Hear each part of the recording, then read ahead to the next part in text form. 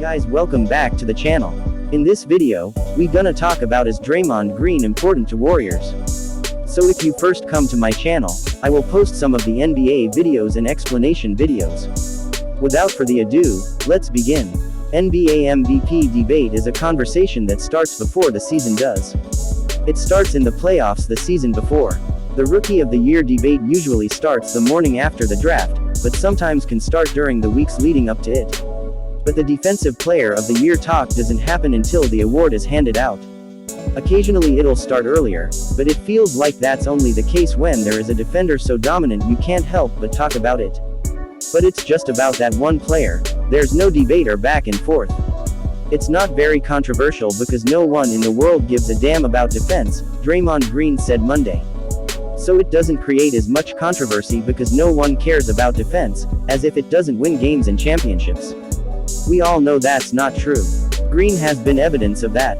So according to him, who should be this year's DPOY? You know me well, Green said, staring deep into the lens connecting him with reporters through Zoom.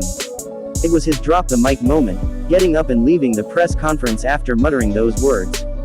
It's true, we do know him. Green believes he should be the Defensive Player of the Year. He has good reason to believe that. Green is the reason why the Warriors have the 5th best defensive rating in the league and 3rd best defensive field goal percentage.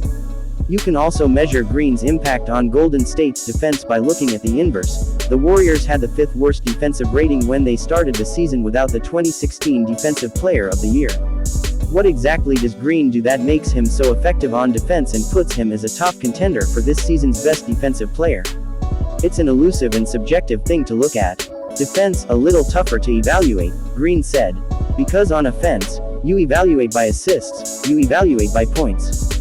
At times, defense is evaluated by blocks and steals, but that doesn't necessarily tell the story. Some of the worst defenders in NBA history have led the league in steals or been right up there in that category. Green is averaging 0.8 blocks and 1.3 steals per game. But as he said, that does not indicate how good his defense has been.